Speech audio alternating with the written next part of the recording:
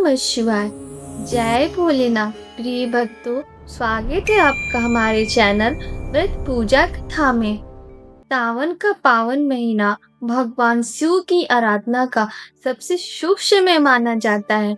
ऐसी मान्यता है कि जो श्रद्धा और विश्वास के साथ श्रावण सोमवार का व्रत करता है और इस पवित्र कथा को सुनता है, उस पर भोलेनाथ और माता पार्वती की विशेष कृपा सदैव बनी रहती है। तो आइए सुनते हैं सावन सोमवार व्रत की यह प्राचीन और प्रेरणादायक कथा। अमरपुरी नाम की एक समृद्ध नगरी थी। वहाँ एक अत्यंत धनवान शाहूकार अपनी पत्नी के साथ रहता था। घर में धन वैभव की कोई कमी नहीं थी, लेकिन संतान न होने का दुख दोनों के हृदय को हर पल व्याकुल करता रहता था। संतान प्राप्ति की कामना लेकर साहूकार ने भगवान शिव की शरण ली। वह हर सोमवार पूरी श्रद्धा से व्रत करता, शिवलिंग का पूजन करता और संध्या होते ही मंदिर जाकर भोलेनाथ के चरणों में घी का दीपक जलाता। वर्षों तक चली उसकी यह अटूट भक्ति देखकर माता पार्वती का हृदय करुणा से भर उठा। उन्होंने भोलेनाथ से विनम्रता से कहा, हे प्रभु, यह भक्त वर्षों से पूरी निष्ठा से आपकी आराधना कर रहा है।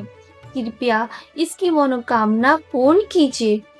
भोलेनाथ बोले, पार्वती, इसके पूर्व जन्म के कर्मों के कारण इसके भाग्य में संतान सुख नहीं है, किंतु माता पार्वती ने फिर भी प्रार्थना जरूर रखी। अंततः शिव जी उसकी भक्ति से प्रसन्न हुए और उसी रात स्वप्न में साहूकार को दर्शन देकर कहा, तुम्हारे घर पुत्र जन्म लेगा, परंतु उसकी आयु केवल 16 वर्ष ही होगी। स्वप्न टूटते ही साहूकार के मन में खुशी भी थी और चिंता भी। उसने यह बात अपनी पत्नी को बताई। पुत्र मिलने की खुशी तो थी, मगर अल्पायु का भय दोनों को भीतर ही भीतर विचलित कर गया। फिर भी उन्होंने भोलेनाथ पर अपना विश्वास कभी नहीं छोड़ा और सोमवार का व्रत निरंतर चलता रहा। कुछ समय बाद उनके घर एक तेजस्वी पुत्र ने जन्म लिया। नाम रखा गया अमर। जब अमर 11 वर्ष का हुआ, पिता ने उसे विद्या अर्जन के लिए मामा के साथ काशी भेजने का निर्णय लिया। विदा करते समय साहूकार ने कहा, बेटा, जहाँ भी रात्रि विश्राम करना, वह यज्ञ करके ब्राह्मणों को भोजन जरूर कराना। अमर अपने मामा के साथ यात्रा पर निकल पड़ा। रास्ते में वे एक ऐसे राज्य पहुंचे जहां राजकुमारी चंद्रिका का विवाह होने वाला था, परंतु विवाह से ठीक पहले जिस राजकुमार से विवाह होना था, वह अचानक एक आंख से दृष्टिहीन हो गया। राज परिवार अपनी प्रतिष्ठा को लेकर चिंतित हो उठा और राजा ने अमर से विनती की, पुत्र, हमारी लाज तुम्हारे हाथ में है। कृपया कुछ समय के लिए दुल्ही के स्थान पर बैठकर यह विवाह संपन्न करा दो। अमर ने उनकी विवशता समझते हुए सहमति दे दी और विधि विधान से चंद्रिका के साथ उसका विवाह संपन्न हुआ। विदाई के समय अमर ने चंद्रिका को पूरी सच्चाई बता दी और कहा, समय आने पर मैं अवश्य लौटूंगा। इतना कहकर वह मामा के साथ काशी की ओर आगे बढ़ गया। समय बीतता गया। जब अमर 16 वर्ष का हुआ, उसने विधि पूर्वक एक भव्य यज्ञ का आयोजन कराया।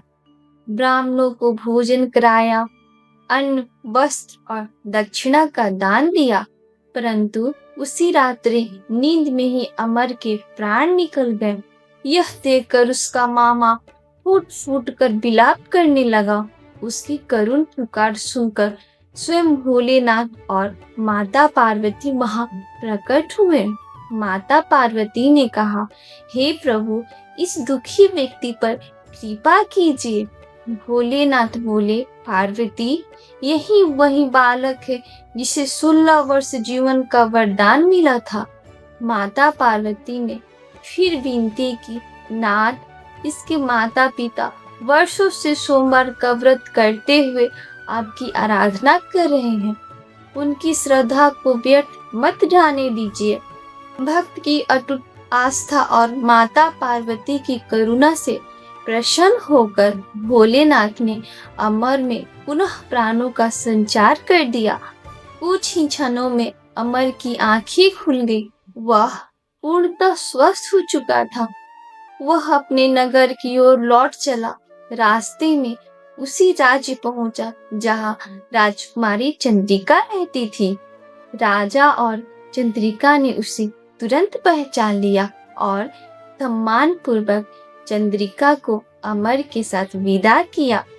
उधर अमरपुर में साहूकार और उसकी पत्नी अपने पुत्र की चिंता में दिन रात भोलेनाथ का स्मरण कर रहे थे। तभी उन्होंने देखा अमर अपनी पत्नी चंद्रिका के साथ सकुशल घर लौट आया।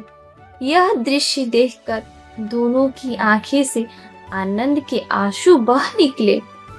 उसी रात भोलेनाथ ने स्वप्न में साहूकार को दर्शन देकर कहा, हे भक्त, तुम्हारी अटूट श्रद्धा, सोमवार के व्रत और निष्काम भक्ति से मैं प्रसन्न होकर मैंने तुम्हारे पुत्र को दीर्घायु का आशीर्वाद प्रदान किया है। ऐसी मान्यता है कि जो श्रद्धा और नियम पूर्वक सावन सोमवार का व्रत करता है, इस पवित्र कथा का श्रवण करता है अथवा दूसरों को सुनाता है, भोलेनाथ और माता पार्वती उसके जीवन के समस्त कष्ट दूर करके सुख, समृद्धि, उत्तम स्वास्थ्य और मनचाहा फल प्रदान करते हैं। हे भोलेनाथ, जिस प्रकार आपने अपने भक्त साहूकार के परिवार का दुख दूर करके उनके जीवन को खुशियों से भर दिया, उसी प्रकार इस कथा को सुनने वाले हर व्यक्ति को, हर भक्त पर अपनी कृपा बनाए रखना। अगर आपने श्रद्धा से यह कहानी सुनी है तो कमेंट में जरूर लिखें। ओम नमः शिवाय। जय भोलेनाथ। वीडियो को लाइक करें, अपने परिवार और मित्रों के साथ जरूर साझा करें और ऐसे ही व्रत, पूजा और पौराणिक कथाओं के लिए हमारे चैनल व्रत पूजा कथा को सब्सक्राइब जरूर करें। तब तक के लिए धन्यवाद। हर हर महादेव।